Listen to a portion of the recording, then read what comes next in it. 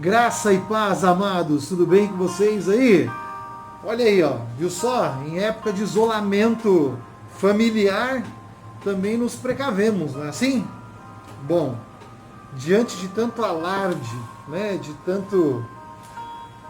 diante de tantas notícias, nós temos nos isolado em nossos lares e quando saímos, nos enchemos de apetrechos necessários. Mas vamos entender o que tem acontecido por um outro prisma. Eu quero compartilhar com vocês algumas coisas. A primeira delas, eu recebi um arquivo que trata sobre o desconforto emocional em períodos de isolamento. Foi feito pelo Marcos Wagner, um psicanalista, e pela Caroline Paiva, uma psicóloga. E eu recebi esse material ontem. Como seres humanos, nós reconhecemos, né, como pessoa e nos organizamos em sociedade, por meio da interação social. Portanto, em períodos de isolamento, o mal-estar psicológico ele pode se instalar em nós, ele pode nos fragilizar, pode fragilizar a nossa capacidade de adaptação, a nossa fragilidade de reação, pode nos estressar, pode trazer o estresse do confinamento, produzindo respostas fisiológicas e respostas emocionais que podem impactar o nosso sistema imunológico. Olha só, o nosso sistema imunológico, isso mesmo. A condição de equilíbrio mental para enfrentamento de algumas situações adversas. Então, a ideia é contribuir para nesse momento. O que nós devemos fazer? O que nós devemos realmente nos envolver? E esse material ele traz algumas informações muito bacanas. A primeira é cuidado, evite o quê? O excesso de informações desnecessárias. Isso mesmo.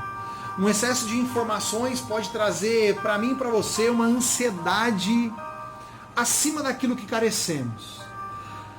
Não estamos aqui falando que o problema não é grave, muito pelo contrário, ele é grave sim, os números dizem isso.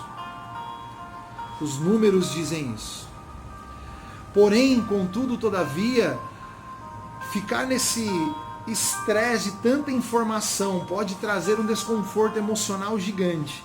E essa ansiedade excessiva pode nos levar a situações físicas complicadas.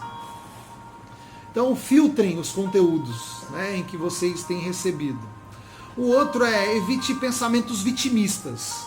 Isso mesmo. A vitimização, ela distorce a realidade.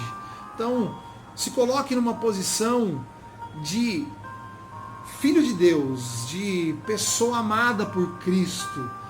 Você não está só. Nós não estamos só diante de toda essa turbulência, Então, a gente precisa ressignificar algumas coisas. Terceiro, evite a solidão como percepção de abandono. Isso mesmo. Sentir a solidão do isolamento devido a essa pandemia, ela é um fato, a gente vai sentir. Ainda mais quando nós passamos por extremos.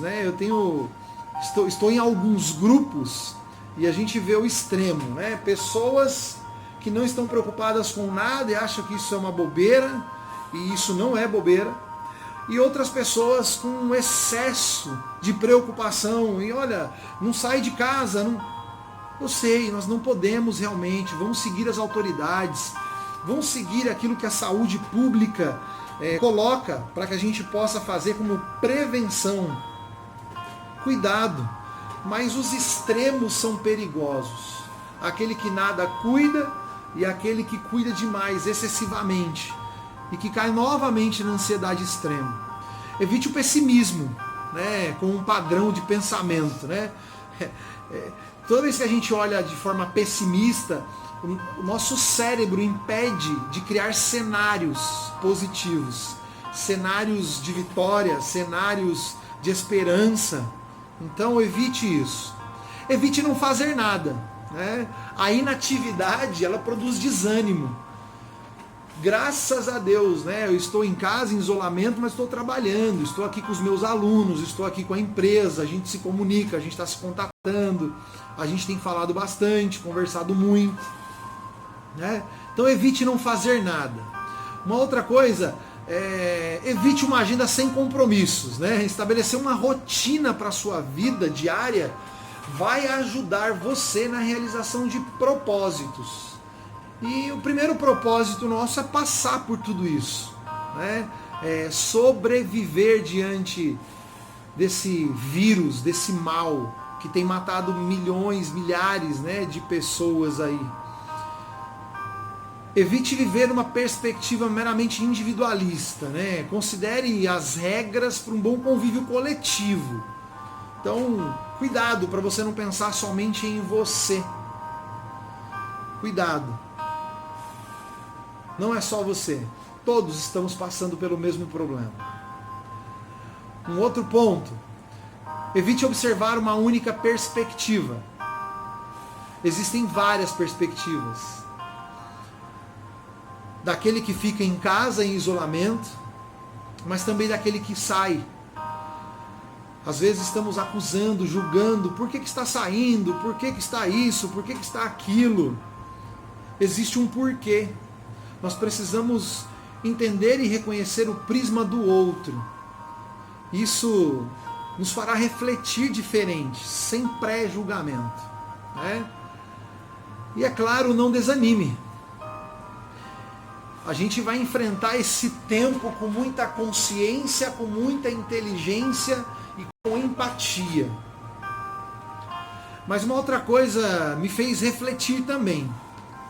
Essa semana eu tive acesso a uma mensagem do padre Fábio de Mello, que ele colocou no seu Twitter. E ele reclamou referente aos preços do álcool em gel, né, nos comércios do Brasil. E eu vou ler para vocês aqui o que ele falou, né? Ele disse assim: enquanto em outros lugares do mundo os comerciantes barateiam o preço do álcool em gel para facilitar a prevenção, no Brasil acontece o contrário. O preço aumentou 400%. A nossa miséria moral, com seu alto poder destruidor, antecede o vírus, declarou Padre Fábio de Mello. E eu concordo com ele. A miséria moral é o resumo de quem se aproveita da necessidade do outro. Diante de situações tão delicadas como essa, isso é reduzir a importância do ser humano a um objeto, a um produto. Produto de prateleira que não tem valor, mas tem preço. E nós temos valores. Oremos para que o coração dessas pessoas sejam transformados, antes que a sua família se torne refém do seu próprio mal moral, da sua própria miséria moral. Bom, queridos, esses foram alguns materiais, né, que chegaram, que a gente tem se debruçado e tentado auxiliar pessoas individualmente, coletivamente. Eu tenho falado muito isso com os meus alunos, como se prevenir diante de situações como essa. Mas nada nem ninguém pode fazer melhor do que o nosso Senhor. E para esse momento, que possamos nos deleitar na palavra de Deus. Isso. Na palavra de Deus que é boa, perfeita, agradável, porque é a vontade de Deus para mim e para você. E eu quero deixar essa mensagem para você, que está no livro de Filipenses, no seu capítulo 4. O versículo que vamos utilizar é o versículo 7. E a paz de Deus, que excede todo entendimento, guardará o vosso coração. E a paz de Deus, que excede todo entendimento, guardará o vosso coração e a vossa mente em Cristo Jesus. Deus nos chama a cada dia para reformar os nossos conceitos, as nossas atitudes, nossos pensamentos, nossos conhecimentos, sempre em busca da paz. Nos preocupemos sim, nos protejamos sim, mas colocamos a nossa confiança em Deus, porque Ele tudo pode. Ele é o Deus que tudo criou, que tudo fez. Quando olhamos as Sagradas Escrituras, quantas curas o Senhor não nos trouxe. Mas diante do que lemos aqui hoje, cuide do seu psicológico, do seu emocional, mente e coração. Se previna e se proteja dessa miséria moral diante de tempos de aflições que pessoas tentam fazer conosco. E se deleite naquele que tudo pode. Filipenses 4, versículo 7, e que a paz de Deus, que excede todo entendimento, guardará o vosso coração e a vossa mente em Cristo Jesus. Não disse que poderá guardar, está dizendo que guardará. Que Deus os abençoe.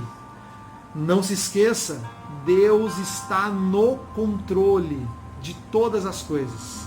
E Ele guardará o vosso coração, Ele guardará o meu coração. Ele guardará o coração da sua família, da sua casa, do seu lar. Em nome de Jesus. E até a próxima.